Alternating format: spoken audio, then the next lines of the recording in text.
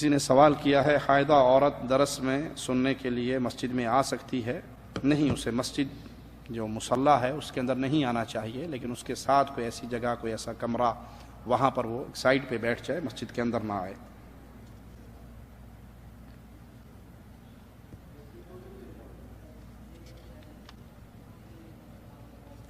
تبلیغی جماعت والے بھائی کہتے ہیں شب جمعہ یعنی جمعرات کی رات جماعت والے اکٹھے بیٹھتے ہیں، یہ رات شب قدر سے بھی بہتر ہے، آپ اس بارے میں کچھ بتائیں۔ ان کے اوپر نئی وحی آئی ہو تو مجھے خبر نہیں ہے، جو وحی رسول اللہ صلی اللہ علیہ وسلم پر آئی اس کے اندر یہ بات نہیں ہے۔ رسول اللہ صلی اللہ علیہ وسلم نے شب قدر کو تمام راتوں میں سب سے افضل رات قرار دیا ہے، قرآن حکیم نے افضل رات قرار دیا ہے۔ آج کوئی جماعت اٹھ کے کہے کہ ہمارے درس میں آؤ گے یا ہمارے جلسے میں آؤ گے یا ہمارے اکٹھ میں آؤ گے تو شب قدر سے زیادہ ثواب آپ کو یہاں ملے گا، تو ان سے پوچھ لو، کوئی نئی وحی ان کے پاس آتی ہو، کوئی فرشتہ آتا ہو اور وہ خبر دے کے گیا ہو تو ہمیں بھی بتا دے۔ یہ made in India, made in Pakistan باتیں ہیں جس کا اسلام سے کوئی تعلق نہیں ہے۔ اور رہی شب جمعہ کو اکٹھ کرنے والا ماجرا اور اس کو دین کا حصہ بنانا اور اس پہ پھر ثواب کے یہ اعلانات سنانا، یہ دین کے اندر اضافہ ہے، یہ بدعات ہیں۔ آپ دین سننے کے لیے کسی دن بھی اکٹھے ہو جائیں، کسی دن بھی اکٹھے ہو جائیں، چھٹی کے دن اکٹھے ہو گئے، چلو صبح چھٹی ہے آپ آج اکٹھے ہو گئے، کوئی حرج نہیں، لیکن اس کو دین کا حصہ بنائیں اور اس پہ اجر و ثواب کے اعلان سنائیں۔ اللہ سے ڈرنا چاہیے دین کے اندر اس طرح کے اضافے کرنے سے۔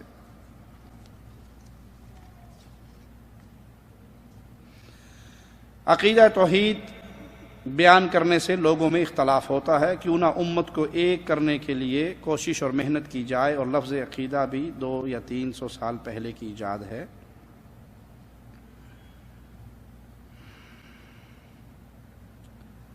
عقیدہ توحید بیان کرنے سے امت میں اختلاف ہوتا ہے، سچ کہا آپ نے، سچ کہا۔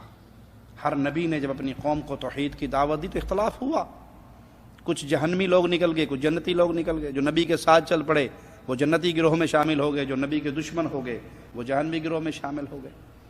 نوح علیہ الصلاۃ والسلام کی قوم کو جب سیدنا نوح علیہ السلام نے، اللہ کے نبی نے دعوت دی تو وہاں بھی 2 گروہ بن گئے، ایک ہلاک ہونے والوں میں شامل ہو گیا، کشتی میں سوار ہونے والوں میں شامل ہو گیا۔ اللہ کی وحدانیت کو چھوڑ کر، لا الہ الا اللہ کے پیغام کو چھوڑ کر آپ امت کو اکٹھا کرنا چاہیں، چوں چوں کا مربع کریں گے؟ امت کو جوڑیے، ہم بھی پیغام دیتے ہیں امت کو جوڑیے، تھوک سے نہ جوڑیے، الفی سے جوڑیے۔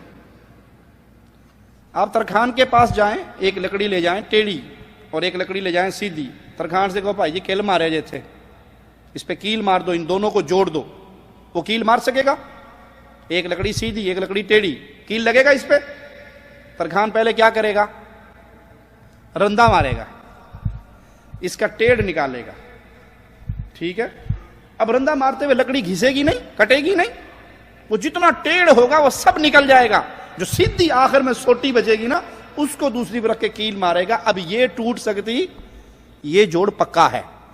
آپ کہتے ہو قبر پرست اور اللہ کی عبادت کرنے والے دونوں کو ساتھ ملا کر اوپر سے ٹیپ لگا دی جائے، اس کا فائدہ نہیں ہوگا۔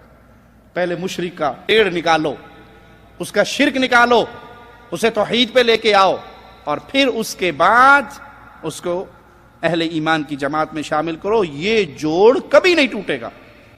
اور اگر پولا پولا اوپر سے آپ نے ملم لگا دیا تو آپ وہ ظالم ڈاکٹر ہیں جس کے پاس کینسر کا مریض جائے اور وہ ڈاکٹر دیکھے کہ یہ اس انگلی میں اس کے کینسر کا مرض پیدا ہو چکا ہے، اور ڈاکٹر جانتا ہے یہاں سے انگلی کاٹ دوں گا تو 3 انگلیاں، ایک انگوٹھا اور ہاتھ کم از کم بچ جائے گا، اور وہ یہ سمجھے کہ جی اگر انگلی کاٹی تو اس کو درد بڑا ہوگا، اتوں کو ملم لا دیو، پاجی گنڈا رکھ کے نا، گنڈا اتنے کپڑا وال لو، ٹھیک ہو جاؤ گے انشاءاللہ۔ وہ گنڈا وال کے ٹر گیا بیچارہ، 1 مہینے کے بعد دوسرے ڈاکٹر کے پاس گیا، اس نے کہا جی پوری بازو کاٹنی پڑے گی۔ اس وقت کٹوا لیتے، ایک انگلی کاٹنے سے ہاتھ بچتا، بازو بچتی، موڈا بچتا۔ اب تو یہ زہر پھیلتے پھیلتے پھیلتے آپ کی پوری بازو کاٹنی پڑے گی، اور مہینہ اور آپ نے صبر کر لیا، امت کے جوڑ والوں کے پاس جا کے چیلا لگانے کے لیے چلے گئے تو پورے جسم کا بیڑا غرق ہو جائے گا۔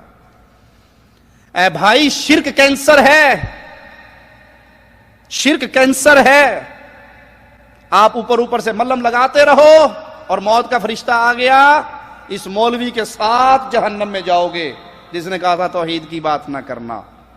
ला इलाहा इल्लल्लाह का पैगाम मैं नहीं कह रहा, कुरान कह रहा है, वलक़द बअसना फी कुल्ली उम्मतिर रसूला, हर उम्मत में रसूल भेजे गए।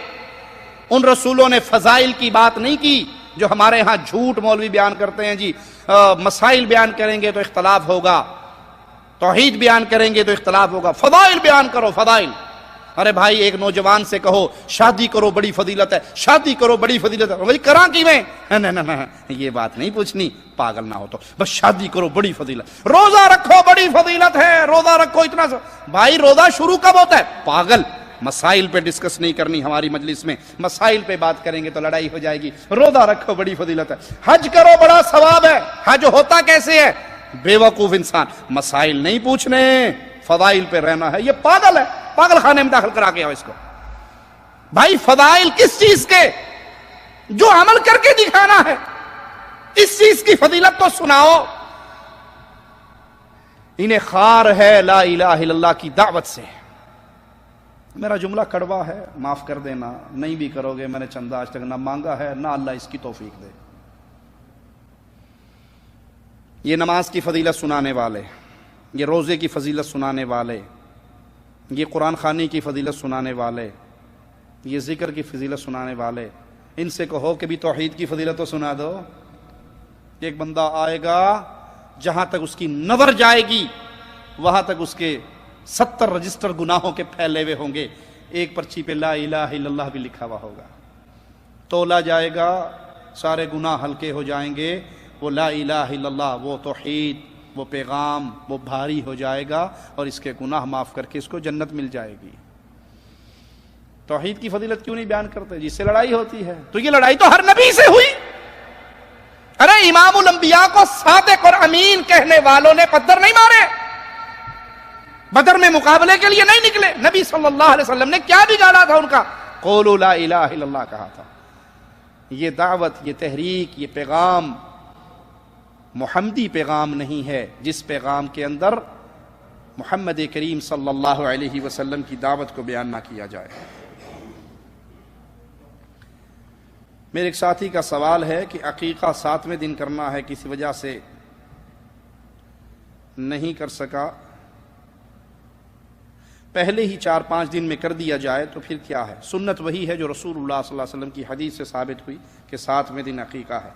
कुछ लोग बचत प्रोग्राम के तहत उस अकीके को खींच लेते हैं कि चलो कुर्बानी की ईद आएगी तो उसके अंदर एक गांव के अंदर एक हिस्सा अकीके का भी डाल देंगे और साड़ा को खर्चा पानी बच जाएगा। वो अकीका नहीं कहलाता, अकीके में जान होती है, हिस्सा नहीं होता। ये अक्सर जहालत फैली हुई है लोगों में कि वो हिस्सा डाल लेते हैं ईद पे, अकीके में जान है, हिस्सा नहीं। और जान भी ऊंट और गाय की नहीं, जान बकरी, मेंढा, इस नस्ल से इसका हिस्सा है। लड़की हो तो एक, लड़का हो तो 2। आज माशाल्लाह कई लोग, कई नौजवान दावत व तबलीग का फरीदा अंजाम दे रहे हैं। लोग इनकी बात सुनते भी हैं, लेकिन 1 घंटा दरस सुनने के बाद वे कह देते हैं साहब बात तो आपकी ठीक है लेकिन आप हैं तो वहाबी, मेरी आपसे दरख्वास्त है इस वहाबी कहने वालों को क्या जवाब दें। ये शैतान का हरबा है कि वो बात सुनने के बाद फिर कह दें आप वहाबी हैं। उनको भाई हम ना वहाबी हैं ना गुलाबी हैं, हम तो मुसलमान हैं। हुवा सम्माकुमुल मुस्लिमीन, अल्लाह ने हमारा नाम मुस्लिम रखा है। हमारा कहीं दावा नहीं है, ना हम दावा करते हैं कि हमारा नाम वहाबी है। ये तुम हमें इल्ज़ाम देते हो कि तुम वहाबी हो, तुमने नाम रखा है, हमने तो नहीं रखा। वहाबी नाम तुमने रखा, गैर मुक़ल्लिद नाम तुमने रखा, हमारा नाम हमसे पूछो। हुआ सम्माकुमुल मुस्लिमीन, हम मुस्लिम हैं, अल्लाह ने हमारा नाम मुस्लिम रखा है। हम अहलुल हदीस हैं, हम अहलुस सुन्ना वल जमा हैं, कुरान और सुन्नत को मानने वाले, कुरान और हदीस को मानने वाले। इस धरती पे तन्हा वो जमात हैं जो हक पर है। क्यों? हमारा ईमान है कि हमारे इमाम आज़म मोहम्मद रसूलुल्लाह सल्लल्लाहु अलैहि वसल्लम की हर बात बरहक है और किसी की ये शान नहीं कि उसकी हर बात बरहक हो। हमारा मौलवी गलत कहे, हमारा शेख मुर्शिद गलत कहे, हम 2 टोक उसको गलत कहते हैं कि ये शरीयत के खिलाफ है। ये हक सच नहीं है और ये सिर्फ हमारा खासा है कि हम ہر غلط بات کو غلط کہتے ہیں، بھلے ہمارے اپنے کی کیوں نہ ہو، کیونکہ ہم نے امام کائنات کو چھوڑ کر کسی اور کو اپنا ایسا رہبر نہیں بنایا جس کی ہر بات ہمارے لیے ماننا لازم ہو۔ ڈاکٹروں نے میرے دل کے وال کچھ بند بتائے ہیں، تو کیا میرے لیے طب نبوی سے کوئی علاج ہے تو بتا دیجئے جس سے میری تکلیف دور ہو جائے۔ جی، رسول اللہ صلی اللہ علیہ وسلم کی حدیث میں دل کے مرض کا علاج موجود ہے۔ عجوا کھجور، مدینہ شریف کی جو عجوا کھجور ہے، اس کھجور کو آپ استعمال کریں، نہار منہ صبح جب اٹھیں تو 7 دانے اس کے کھائیں، اور بہتر ہے کہ اس عجوا کھجور کی گٹھلی کو بھی پیس لیں۔ ایک روایت کے اندر یہ ذکر بھی آتا ہے کہ اس کی گٹھلی بھی آپ نے اس صحابی کو جس کو دل کا اٹیک ہوا تھا کھلائی، تو اس کو پیس لیں، اور اس کے استعمال کا طریقہ، بہتر طریقہ یہ ہے کہ اگر آپ اس گٹھلی کے برادے کو بالکل باریک پیس لیا ہے، کھجور کے ساتھ کھاتے ہیں تب بھی ٹھیک ہے، یا زیادہ افضل ہے کہ اس کا قہوہ بنا لیں۔ جیسے چائے کی پتی کو پکاتے ہو تو چائے کی پتی نہیں ڈالنی، وہ گٹھلی کا برادہ ڈال لیں اور اس کو اچھی طرح پکا لیں اور اس کو پی لیں، یا کچھ اطباء شہد کے اندر ملا کے بھی اس کو معجون بنا کے کھانے کا بھی وہ دیتے ہیں۔ تو یہ مختلف طریقے ہیں، اللہ آپ کو شفائے کاملہ عطا فرمائے۔ جو شخص منہ سے میوزک بجاتا ہے اس کا کیا حکم ہے؟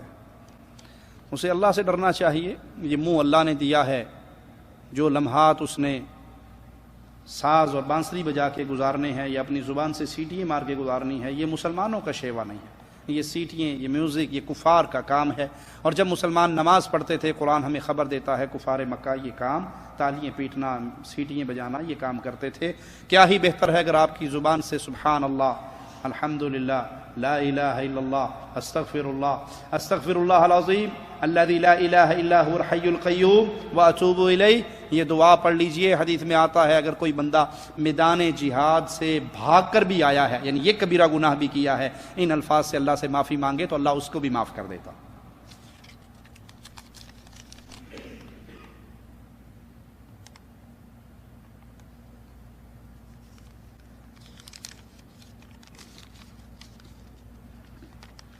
بھائی نے لکھا ہے گھر کا کوئی پالتو جانور آپے سے باہر ہو جاتا ہے تو اس کا مارنا جائز ہے؟ جی، اگر کوئی جانور اس طرح کا کہ وہ کنٹرول سے باہر ہو گیا اور ڈر ہے کہ وہ کسی بچے کو مار دے گا تو اس کو مارا جا سکتا ہے۔ سیدہ عائشہ رضی اللہ تعالی عنہا حائضہ ہوتی اور نبی صلی اللہ علیہ وسلم سے مسائل پوچھ کے بتاتی، کیا وہ مسجد میں نہیں ہوتی تھی؟ نہیں، وہ اپنے حجرے میں ہوتی تھی۔ سیدہ فرماتی ہیں کہ میں اپنے حجرے میں ہوتی، رسول اللہ صلی اللہ علیہ وسلم اپنے سر مبارک کو میری گود میں رکھ دیتے اور میں آپ کی کنگھی کرتی، اور اس وقت میں حائضہ ہوتی۔ فٹ بال یا کرکٹ میچ دیکھنے کا کسی نے پوچھا ہے۔ مسلمان کا وقت بڑا قیمتی ہے، اپنے وقت کو اللہ کے ذکر میں، اذکار میں گزاریں۔ جب کھیل اللہ کے ذکر سے روکنے کا سبب بن جائے تو وہ کھیل کھیلنا، دیکھنا سب حرام ہے۔ اگر آپ کے اوپر کرکٹ کا بھوت ایسا سوار ہے کہ جس دن میچ ہوگا آپ کی فیوریٹ ٹیموں کا اور خاص طور پہ انڈیا پاکستان کا، اس دن آپ نمازیں بھی چھوڑ دو گے تو آپ کے لیے یہ میچ دیکھنا، یہ شوق کرنا حرام ہے، کیونکہ وہ اللہ کے ذکر سے روک رہا۔ میچ کو اگر کھیل کو کھیل کی حد تک رکھا جائے، اس کے اندر بھی وقت کا ضیاع اور فضولیات، میچ دیکھ رہے ہو تو کہیں نان مسلم ممالک میں خاص طور پہ جو میچ ہوتے ہیں، مسلم ممالک کا بھی حال اللہ بچائے تو بچائے یہی ہو چکا ہے۔ بے پردہ عورتیں آتی ہیں، میوزک آتا ہے، ساز آتا ہے، عورتیں نظر آتی ہیں، یہ ساری برائیاں اس کے ساتھ ساتھ ہیں، اور وقت کا ضیاع اپنی جگہ پہ ہے۔ تو اس کو اپنے اوپر سوار نہ کریں، اس کو اپنے اوپر سوار ایسے نہ کریں کہ آپ اللہ کی یاد سے غافل ہو جائیں۔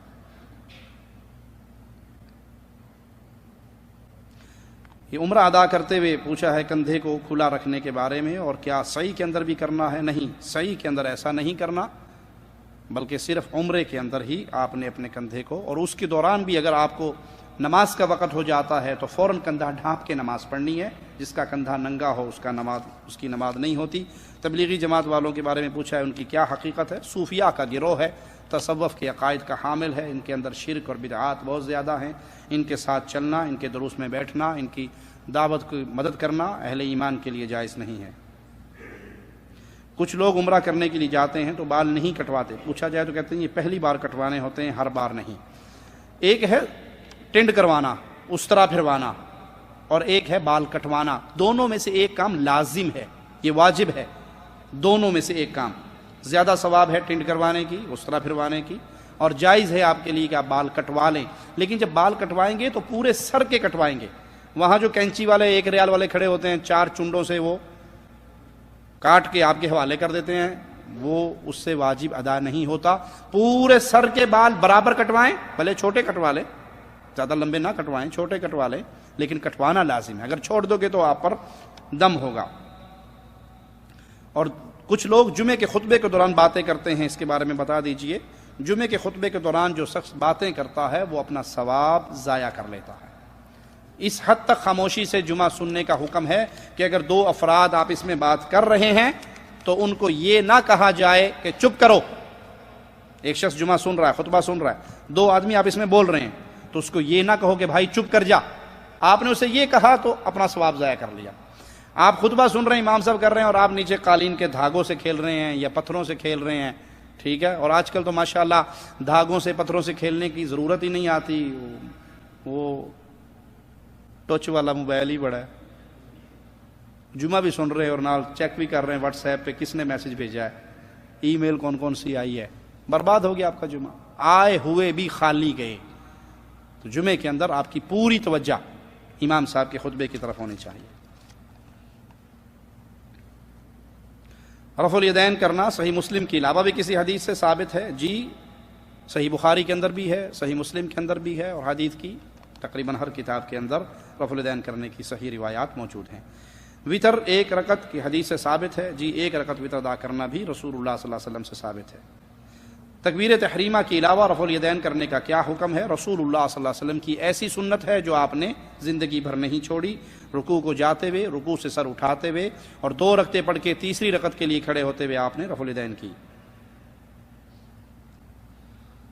امام بخاری رحمہ اللہ کا دور امام ابو حنیفہ سے پہلے کا تھا یا بعد کا؟ امام ابو حنیفہ رحمہ اللہ کا دور پہلے کا تھا، امام بخاری کا بعد کا.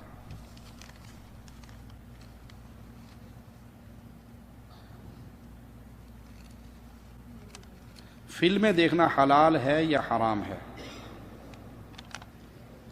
ابھی تک آپ کو یہی مسئلہ سمجھ نہیں آیا؟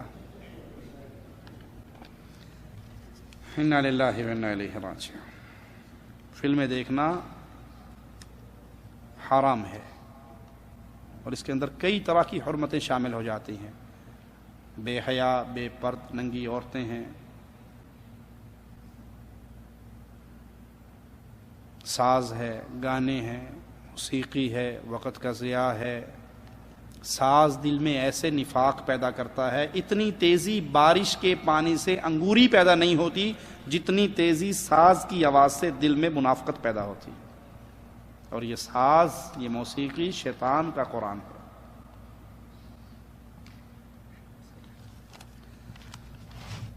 سبحانک اللہم وبحمدک اشہد ان لا الہ الا انت استغفرک واتوب الیک.